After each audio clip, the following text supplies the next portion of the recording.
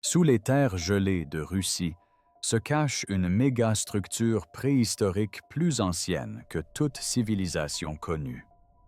Ses parois sont sculptées avec une précision qu'aucun outil ancien n'aurait pu atteindre, et sa fonction demeure un mystère.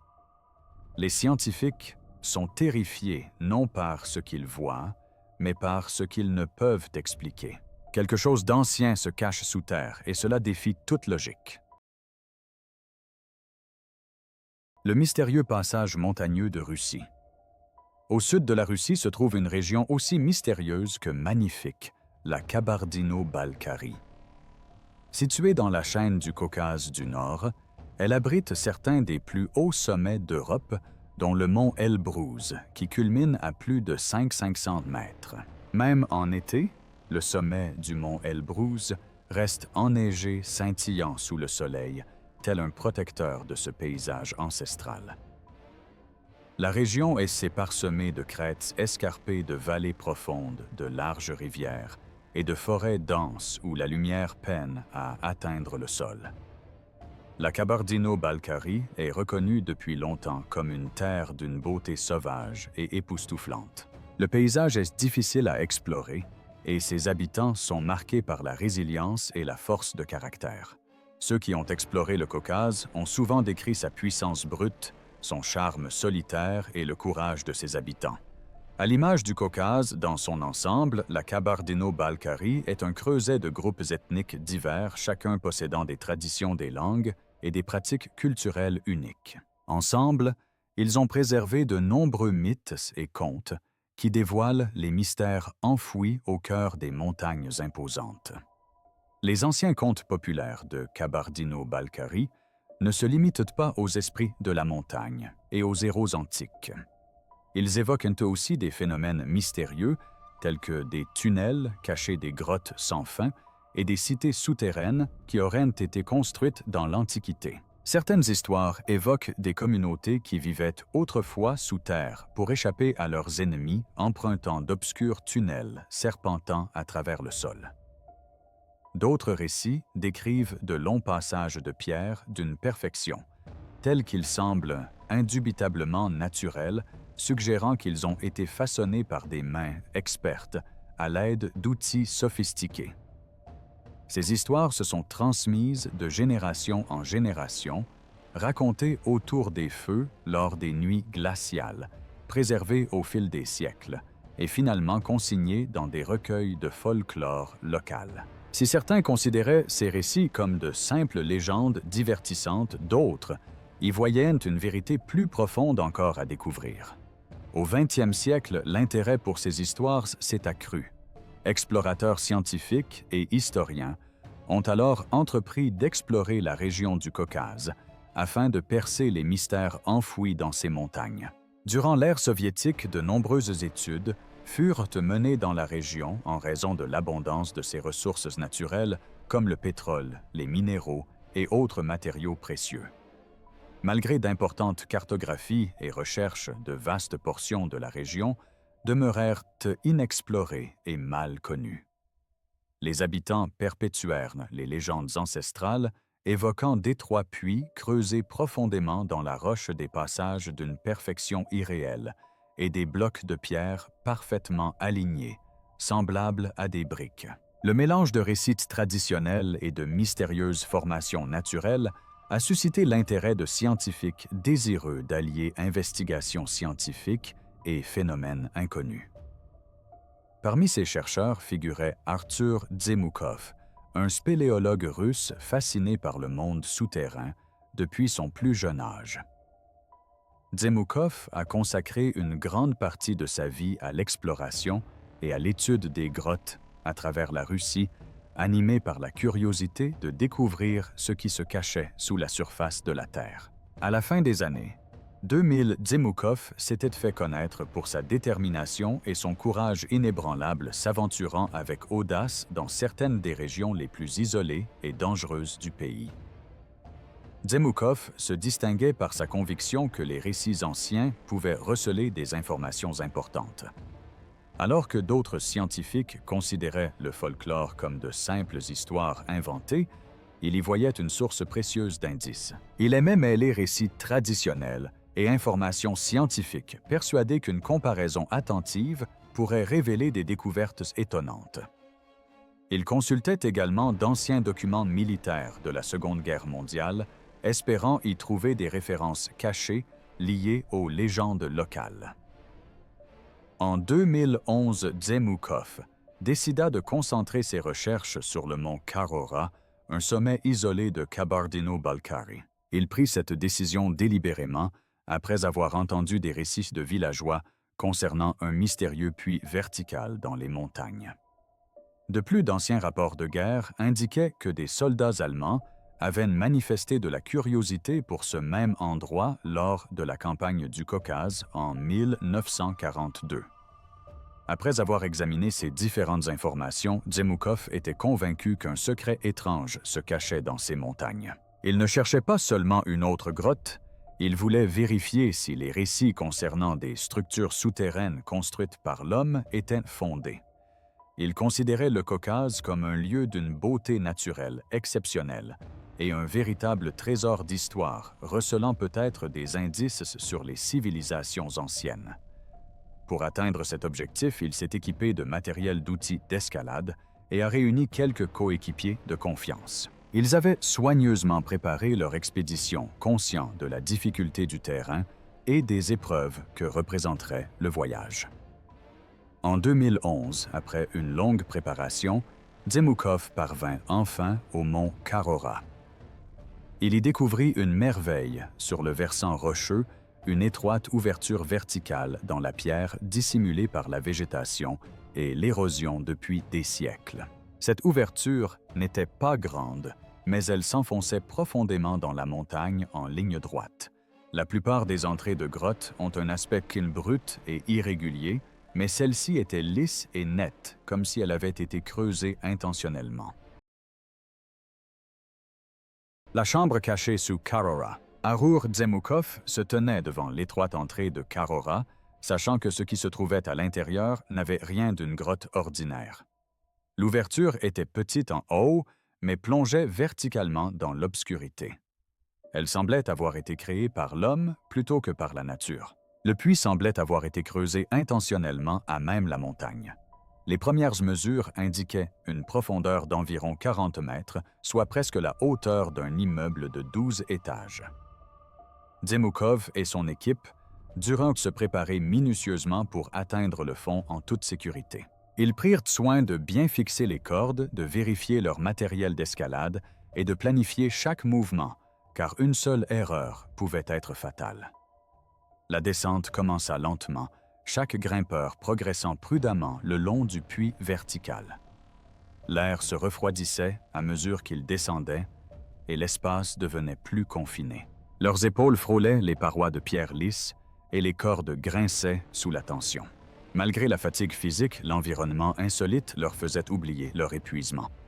Contrairement aux grottes naturelles, les parois étaient plates droites et incroyablement lisses. Sous la faible lueur de leurs lampes frontales, les surfaces rocheuses scintillaient faiblement, sans aucune trace des aspérités habituelles causées par l'eau ou la roche en fusion. Les lignes sur les parois étaient parfaitement parallèles, nettes et uniformes. À mesure que l'équipe s'enfonçait dans le puits, il devenait de plus en plus évident qu'il ne s'agissait pas d'une formation naturelle. Les parois du puits étaient méticuleusement travaillées, reflétant la lumière avec une précision telle qu'elle créait des ombres nettes. Chaque détail du puits semblait avoir été soigneusement pensé et mesuré. Même Dzemukov, spéléologue expérimenté, fut stupéfait par ce qu'il vit. L'équipe poursuivit sa descente pendant plus d'1 heure entièrement concentrée sur sa tâche. La chute verticale, qui semblait interminable, créait une atmosphère tendue. Le frottement des cordes et le cliquetis des mousquetons résonnaient dans l'espace confiné. Le risque d'une petite erreur entraînant une chute dangereuse était omniprésent, car l'étroitesse du puits ne laissait que peu de marge de manœuvre. Enfin, après ce qui leur parut une éternité, leurs lampes torches atteignirent le fond et ce qu'ils virent les figea sur place. Le petit passage où ils se trouvaient débouchait soudain sur une vaste salle souterraine. Le changement de taille était si brutal qu'ils s'arrêtèrent stupéfaits face à ce qui se trouvait devant eux. La pièce s'étendait dans toutes les directions et le plafond culminait à près de 37 mètres, dominant les lieux comme l'intérieur d'une cathédrale. Ce n'était pas un petit espace caché, mais un vaste lieu souterrain coupé du monde extérieur. Leurs lampes torches révélèrent d'autres détails incroyables. Les murs n'étaient pas faits de pierres brutes éparses, mais d'énormes blocs rectangulaires. Chaque bloc avait des faces lisses et des angles vifs s'emboîtant parfaitement. Certains blocs étaient si imposants qu'on estimait leur poids à plus de 200 tonnes, bien plus lourds que ce à quoi on pourrait s'attendre dans une montagne. Pourtant, ils étaient agencés avec une précision remarquable. Les joints entre eux étaient si nets qu'il était difficile de distinguer où un bloc s'arrêtait et où le suivant commençait. Les explorateurs furent stupéfaits par la perfection avec laquelle les blocs s'emboîtaient. On aurait dit que les pierres avaient été placées intentionnellement, sans le moindre interstice. En explorant la chambre, l'équipe découvrit d'autres détails. Certains blocs de pierre dressés comme des piliers semblaient soutenir le haut plafond. Ces formes de colonnes conféraient au lieu une impression de solidité et d'organisation. D'étroits passages partaient du hall principal, mais ils étaient étroits et difficiles d'accès. Même le plus petit membre de l'équipe avait du mal à se faufiler. Les parois de ces couloirs étaient lisses et les angles qu'elles formaient étaient précis et aigus. L'équipe comprit qu'il s'agissait de découpes intentionnelles et non de fissures naturelles dans la roche. Plus ils les examinaient, plus la chambre entière dégageait une impression de précision et d'importance indéniable. Tout y paraissait droit de niveau et intentionnel. La plupart des grottes naturelles présentent des sols inégaux, des galeries sinueuses et des formes irrégulières dues à l'érosion. Mais à Cahora, rien de tel. Au contraire, chaque surface semblait façonnée intentionnellement, chaque arête soigneusement mesurée. C'était comme si la montagne avait été modelée par l'homme il y a fort longtemps, même si aucune trace de cela n'était visible sur place. Cependant, un sentiment de danger se mêlait à l'émerveillement. Ils avaient déjà passé plus d'1 heure à descendre, et la remontée s'annonçait encore plus difficile.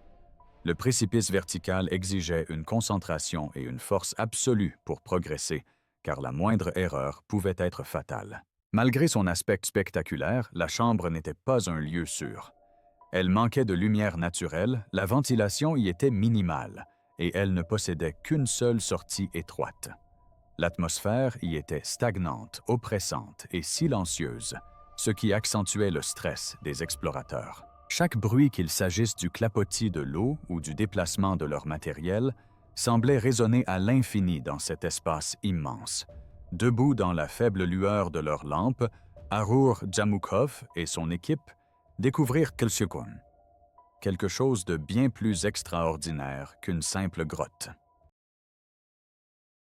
Le mystérieux puits de Carahora. Lorsque la nouvelle du puits de Carahora se répandit, elle suscita immédiatement l'intérêt des chercheurs, des explorateurs et des historiens. Nombreux furent ceux qui comparèrent rapidement cette structure mystérieuse à la grande pyramide de Gizeh, l'une des merveilles antiques les plus remarquables du monde.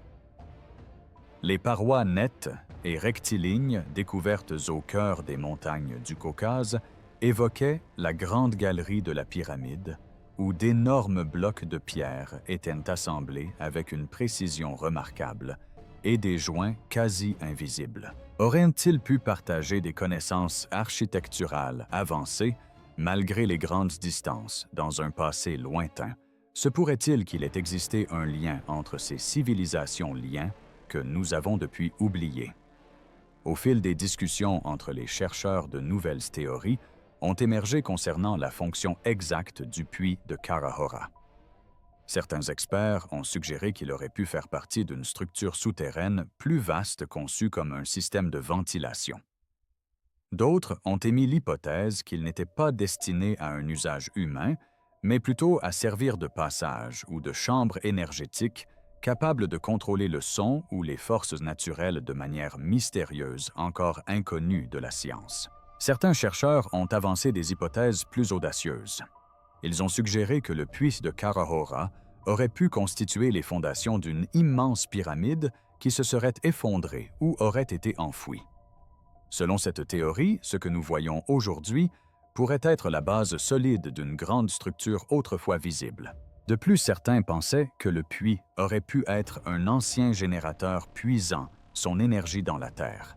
Ces théories audacieuses ne pouvaient en être ignorées car les surfaces du puits étaient lisses avec des angles géométriques et une symétrie quasi parfaite qui ne semblait pas naturelle.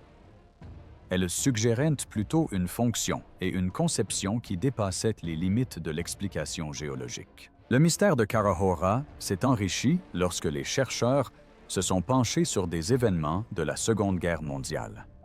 Dans les années 1930 et 1940, de hauts dignitaires nazis se sont passionnés pour les croyances occultes et les mythes anciens.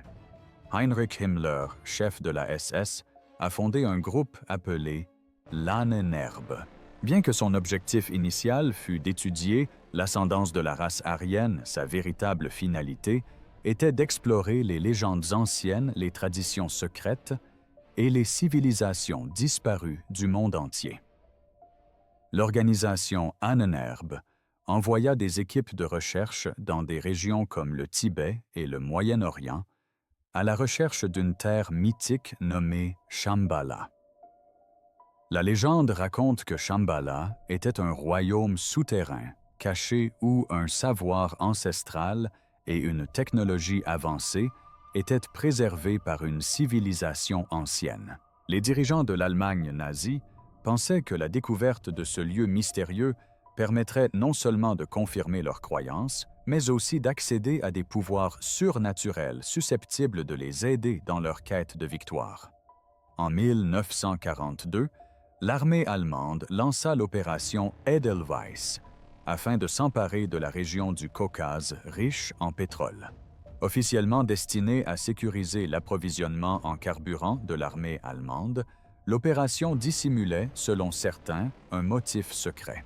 D'après certains chercheurs, les nazis recherchaient également des sites antiques liés à leurs croyances mystérieuses dans la région. À cette époque, des gravures de croix gammées auraient été découvertes sur des rochers près du pic Carahora, non loin de l'entrée du puits. La signification exacte de ces symboles demeure inconnue. Certains pensent qu'il s'agissait simplement de marques laissées par des soldats pour délimiter leur territoire, tandis que d'autres croient qu'elles étaient liées à des études occultes menées par des équipes nazies dans les montagnes. Quoi qu'il en soit, la présence de ces gravures a ajouté une dimension inquiétante au mystère, suggérant que les Allemands auraient pu fréquenter les lieux bien avant leur redécouverte par les explorateurs modernes. La croix gammée, trouvée près de Carahora, revêt une importance historique. Ce symbole est utilisé depuis longtemps dans différentes parties du monde, bien avant que les nazis ne s'en emparent. En Asie centrale et dans le Caucase, la croix gammée symbolise la vie, l'énergie et les cycles de la nature depuis des millénaires. Des découvertes archéologiques et des récits locaux témoignent de l'existence d'anciennes civilisations florissantes dans les montagnes de la région. Nombreux sont ceux qui pensent que la présence d'anciennes et de nouvelles croix gammées au même endroit n'est pas fortuite. Ils estiment que Carahora pourrait avoir revêtu une importance historique considérable liée à d'anciens bâtisseurs aux connaissances avancées et à des groupes modernes cherchant à percer leurs secrets. Le puits de Carahora est un site archéologique mystérieux qui intrigue les experts depuis des années. Son design inhabituel contredit les explications traditionnelles, son passé est enveloppé de secrets liés à la guerre et sa véritable finalité demeure un mystère. Le puits qui restait un mystère. La forte ressemblance entre le puits de Carahora et les structures de l'Égypte antique a suscité de nombreuses spéculations. On commença à se demander si les bâtisseurs du puits avaient puisé leur savoir-faire chez les Égyptiens, ce qui remit en question nos connaissances sur l'histoire ancienne. Auraient-ils pu partager des connaissances architecturales avancées, malgré les grandes distances dans un passé lointain? Se pourrait-il qu'il y ait eu un lien entre ces civilisations liens que nous avons depuis oubliés? Au fil des discussions entre les chercheurs de nouvelles théories, émergèrent quant à la fonction exacte du puits de Kara-Hora. Certains experts suggérèrent qu'il aurait pu faire partie d'une structure souterraine plus vaste, conçue comme un système de ventilation.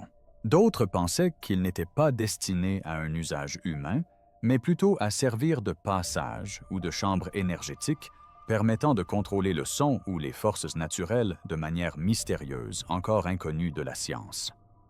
Certains chercheurs avançaient des hypothèses plus audacieuses. Le puits de Kara-Hora aurait pu constituer les fondations d'une immense pyramide qui se serait effondrée ou aurait été enfouie. Selon cette hypothèse, ce que nous voyons aujourd'hui pourrait être la base solide d'une vaste structure autrefois visible. De plus, certains pensaient que le puits aurait pu être un ancien générateur puisant son énergie dans la Terre. Ces théories ambitieuses ne pouvaient être écartées, car les surfaces du puits étaient lisses avec des angles géométriques et une symétrie quasi parfaite qui ne semblait pas naturelle. Au contraire, elles suggéraient une finalité et une conception qui dépassaient les limites de l'explication géologique. Le mystère de Kara-Hora devint plus fascinant lorsque les chercheurs se penchèrent sur des événements de la Seconde Guerre mondiale. Dans les années 1930 et 1940, de hauts dignitaires nazis se passionnèrent pour les croyances occultes et les mythes anciens. Heinrich Himmler, chef de la SS, créa l'Ahnenerbe. Officiellement chargé d'étudier l'ascendance de la race aryenne, sa véritable mission était d'explorer les légendes anciennes, les traditions secrètes et les civilisations disparues du monde entier. L'Ahnenerbe envoya des équipes de recherche au Tibet et au Moyen-Orient, entre autres, à la recherche d'une terre mythique nommée Shambhala. La légende raconte que Shambhala était un royaume souterrain, caché, où un savoir ancestral et une technologie avancée étaient préservés par une civilisation ancienne. Les dirigeants de l'Allemagne nazie pensaient que la découverte de ce lieu mystérieux confirmerait leurs croyances et leur donnerait accès à des pouvoirs surnaturels susceptibles de les aider dans leur quête de victoire.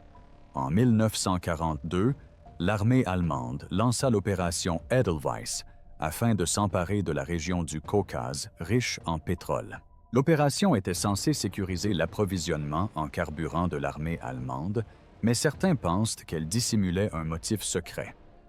Des chercheurs affirment que les nazis recherchaient également des sites antiques liés à leurs croyances mystérieuses dans la région. À cette époque, des gravures de croix gammées auraient été découvertes sur des rochers près du pic Kara-Hora, non loin de l'entrée du puits. La signification exacte de ces symboles demeure obscure. Certains pensent qu'il s'agissait simplement de marques laissées par des soldats pour délimiter leur territoire, tandis que d'autres y voient un lien avec des études occultes menées par des équipes nazies dans les montagnes. Quoi qu'il en soit, la présence de ces gravures ajoute une dimension inquiétante au mystère, suggérant que les Allemands auraient pu fréquenter les lieux bien avant leur redécouverte par les explorateurs modernes. La croix gammée découverte près de Kara-Hora revêt une importance historique. Ce symbole est utilisé depuis longtemps dans diverses régions du monde, bien avant que les nazis ne s'en emparent. En Asie centrale et dans le Caucase, la croix gammée symbolise la vie, l'énergie et les cycles de la nature depuis des millénaires. Les découvertes archéologiques et les récits locaux de la région évoquent d'anciennes civilisations florissantes dans les montagnes. Nombreux sont ceux qui pensent que la présence de croix gammées anciennes et modernes au même endroit n'est pas fortuite. Ils estiment que Carahora a pu revêtir une importance considérable pendant longtemps liée à d'anciens bâtisseurs aux connaissances avancées et à des groupes contemporains cherchant à percer leurs secrets. Le puits de Carahora est un site archéologique mystérieux qui intrigue les experts depuis des années. Sa conception inhabituelle contredit les explications traditionnelles. Son passé est enveloppé de secrets liés à la guerre, et sa véritable fonction demeure un mystère. Le mystère terrifiant des vestiges préhistoriques de Russie. Les scientifiques redoutent la mégastructure souterraine préhistorique de Carahora non seulement pour sa nature, mais aussi pour sa signification potentielle. Le débat autour de ce puits porte sur son origine, construction humaine ou formation naturelle. Que peut-il nous apprendre sur l'histoire de la Terre? Les deux hypothèses sont troublantes et soulèvent des questions scientifiques restées sans réponse. Si le puits est d'origine humaine, cela pourrait révéler quelque chose d'encore plus incroyable que prévu.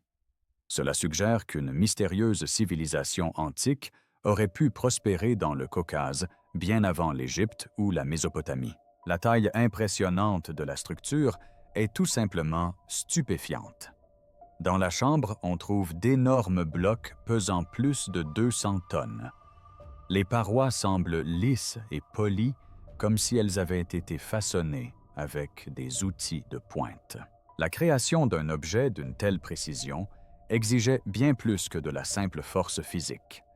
Elle nécessitait des technologies de pointe, comme des machines, des outils, et un savoir-faire en ingénierie dont on ignorait l'existence dans l'Antiquité. La précision de la découpe et de l'assemblage de ces grands blocs témoigne d'une maîtrise de technique que l'on pensait apparue bien plus tard. Ce concept remet en question notre compréhension actuelle de l'apparition des pratiques d'ingénierie complexe. Si cet édifice souterrain a été construit, cela bouleverserait notre vision de l'histoire de la civilisation. Cela suggère que des pans importants de l'histoire humaine ont disparu des périodes de progrès et de créativité oubliées, avant même l'existence des premières civilisations écrites. Cette idée à elle seule remet en cause les fondements mêmes de l'archéologie et de l'histoire. Le mystère s'épaissit en l'absence de preuves. Les archéologues découvrent généralement des traces de vie ou d'activité sur les sites antiques, comme des poteries, des outils, des gravures ou de la suie de torches. Cependant, aucun de ces éléments n'a été trouvé à Kohora. Il n'y a ni outils, ni artefacts, ni traces d'usage quotidien. Il semble que l'endroit n'ait jamais été destiné à être habité. L'absence de contenu rend la structure encore plus mystérieuse. Si elle a été construite par des humains, ce n'était ni une maison, ni un tombeau, ni une mine. Sa conception semble fonctionnelle, mais pas adaptée à un usage quotidien. Il se peut que cela ait eu une finalité technique ou pratique que nous ignorons encore. Pour certains chercheurs, l'absence de signes habituels est plus troublante que leur présence. Elle suggère une intention et une intelligence, mais d'une nature qui nous échappe. Si le puits de Kohora n'est pas d'origine humaine, mais naturelle, cela ne fait qu'épaissir le mystère. Bien qu'une explication naturelle puisse paraître rassurante au premier abord, elle soulève également des difficultés. Les géologues savent comment les grottes et les tunnels se forment par des processus tels que l'érosion hydrique, l'activité tectonique et les coulées volcaniques. Cependant, aucun de ces processus ne peut expliquer la rectitude parfaite des parois, les angles vifs et l'ajustement précis des blocs observés dans le puits de Kohora. Même si des motifs naturels, comme les colonnes de basalte, peuvent sembler géométriques, ils ne sont ni aussi précis ni aussi lisses. Ces formations sont rugueuses et irrégulières, malgré leur aspect saisissant. En comparaison, le puits de Kohora présente un alignement et des caractéristiques qui évoquent une construction humaine, plutôt qu'un processus naturel. Il ne correspond à aucune catégorie connue de formation naturelle. Si ce puits était d'origine naturelle, il s'agirait d'un phénomène géologique inédit et jamais observé auparavant au monde. Cette découverte remettrait en question nos connaissances actuelles sur les formations rocheuses et le fonctionnement de la croûte terrestre. Elle suggérerait que notre planète pourrait être capable de créer des formations que nous ne comprenons pas encore. C'est pourquoi le puits de Kohora inquiète les scientifiques. Cela ne correspond à aucune des explications que nous possédons déjà. Si l'homme l'a créé, il nous faut repenser l'histoire. Si c'est un phénomène spontané, il nous faut remettre en question les fondements de la géologie. Les deux options laissent de profondes lacunes dans notre compréhension, ce qui peut s'avérer problématique pour la science, car cela révèle l'étendue de notre ignorance concernant le monde. Certains chercheurs s'inquiètent de ce qu'ils pourraient découvrir en creusant plus profondément. Ils souhaitent savoir qui a construit cette structure et où ses occupants se sont rendus. Ils s'interrogent également sur l'absence de traces des bâtisseurs ailleurs. Si la structure est naturelle, ils sont curieux de connaître les forces capables de façonner la roche avec une telle précision. Ils se demandent aussi si ces forces pourraient en être présentes ailleurs sous terre. Dans les deux cas, les conséquences sont inquiétantes. Chaque solution potentielle soulève plus de questions qu'elle n'en résout. Le mystère silencieux du puits de Kohora. Les recherches sur le puits de Kohora sont interrompues aujourd'hui. Beaucoup pensaient que des scientifiques, des archéologues ou des organismes gouvernementaux mèneraient des investigations sur le site après les premières explorations. Cependant, ces espoirs se sont peu à peu estompés. Aucune étude officielle ou validée n'a été publiée. Il n'existe ni carte détaillée, ni article évalué par des pairs, ni études scientifiques officielles susceptibles de nous éclairer sur ce qui se cache sous la surface. Ce manque de recherche approfondie a maintenu Kohora dans l'ombre, instaurant un silence mystérieux qui intrigue le public et déçoit les scientifiques. Ces derniers sont eux-mêmes freinés par le manque de soutien institutionnel, ce qui entrave leurs recherches. Ils sont incapables de tirer des conclusions sans données. Or, pour le public, ce manque d'informations n'a fait qu'amplifier le mystère. Cette incertitude a transformé Kohora en un foyer d'imagination et de spéculation. Chaque question sans réponse donne naissance à de nouvelles théories, alimentant encore davantage la curiosité. Il ne reste aujourd'hui que des fragments de ce qui fut jadis considéré comme une découverte prometteuse. Les photographies prises par Alexander Splashnov révèlent des formes géométriques et des surfaces très lisses au fond du puits. Certains estiment que ces formes sont trop parfaites pour être d'origine naturelle, tandis que d'autres pensent qu'elles pourraient être le fruit de processus géologiques naturels. Les récits liés à Arur Dzamoukov, l'homme qui a initialement exploré le puits, et aux tragédies qui ont suivi sa découverte, font également partie de cette histoire. Ces récits s'entremêlent aux légendes locales ancestrales du Caucase, qui évoquent d'anciennes cités souterraines construites par des civilisations aujourd'hui disparues. L'ensemble de ces éléments brosse un tableau fascinant mais incomplet. Actuellement, la plupart des discussions concernant Kohora se déroulent sur Internet. Les internautes utilisent diverses plateformes pour discuter et examiner les preuves qui s'y rapportent. Certains pensent que Kohora est une ancienne structure construite par l'homme selon des méthodes avancées, bien avant ce que l'histoire nous connaît. D'autres, en revanche, en doutent et pensent qu'il s'agit simplement d'une étrange formation naturelle. Les deux camps proposent leurs propres interprétations à partir des quelques photos, descriptions et informations limitées disponibles. De ce fait, Kohora continue d'être évoqué à travers des images, des récits transmis oralement et des discussions en ligne qui entretiennent le mystère. Si les scientifiques confirmaient que Kohora est une construction humaine, l'impact serait considérable. Elle deviendrait la plus grande structure antique jamais découverte, plus vaste et plus complexe que toutes les autres. Ces imposants blocs souterrains obligeraient les experts à reconsidérer l'histoire de l'humanité. Cette découverte modifierait la chronologie des avancées technologiques de plusieurs milliers d'années, remettant en question nos connaissances sur les premières civilisations. Écoles, musées et manuels scolaires devraient revoir l'histoire du développement humain.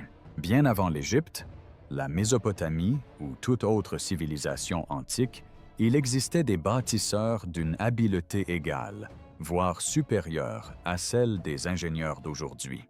Cette découverte stupéfierait les archéologues et nous amènerait à repenser l'évolution humaine. Nous nous interrogerions sur l'identité de ces bâtisseurs, sur les méthodes employées pour construire avec une telle précision et sur les raisons de la disparition soudaine de leur société. Cela nous amènerait à remettre en question tout ce que nous pensions savoir sur l'histoire et le progrès humain.